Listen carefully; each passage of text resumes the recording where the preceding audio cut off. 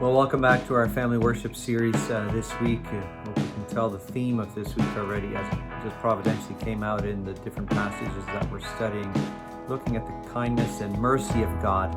And today we're looking at Hebrews 6, verses 9 through 12.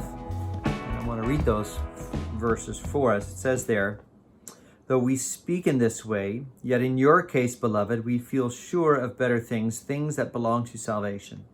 For God is not unjust so as to overlook your work and the love that you have shown for his name in serving the saints, as you still do.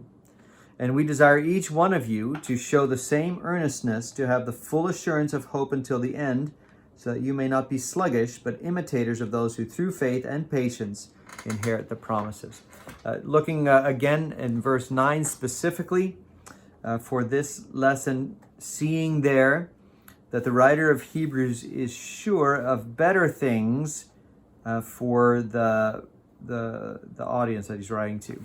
And you can ask your children to identify again from verse 9, what are the better things that this writer has in mind? And you see at the end of that verse that it's the things belonging to salvation. And from here, I think it would be appropriate to talk a little bit about the unworthiness of man to receive any benefits of salvation from God at all. To take some time to consider and reflect on the sins and shortcomings that are manifested in mankind in general, and then perhaps even in your family in particular. And so thinking through, first of all, how man proves himself undeserving of salvation in the breadth of Scripture from Old Testament church to New Testament church. You can think in the Old Testament about Abraham and Isaac and their cowardice when it came to their wives. Jacob was known to be a deceiver. Achan, he stole the devoted things from the city of Jericho.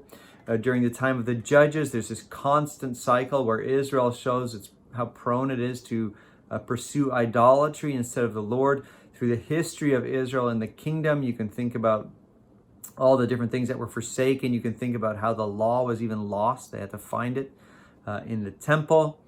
You can think of all the different things that they did in order to earn the exile from the promised land. Now that's the Old Testament church. And the New Testament church doesn't do much better. When you look almost immediately at the formation of the New Testament church, you can see in Acts 5 the hypocrisy of Ananias and Sapphira. In Galatians 2, you can see how Paul reproves Peter and Barnabas for their hypocrisy in Antioch, withdrawing themselves from table fellowship with the Gentile believers out of fear of the Judaizers who had come up from Jerusalem. You can look in Revelation 2 and 3, and the vast majority of the churches there have some significant flaw in them as they quickly forsake the gospel. And these churches planted by the apostles.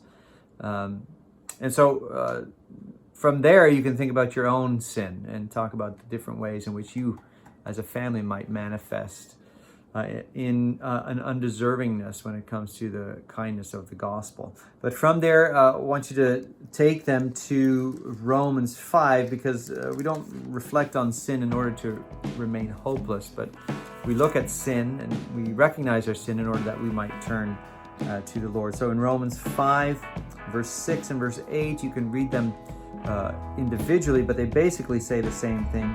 Verse 6 talks about how while we were still weak, Christ died for the ungodly. And in verse 8, it talks about while we were still sinners, Christ died for us.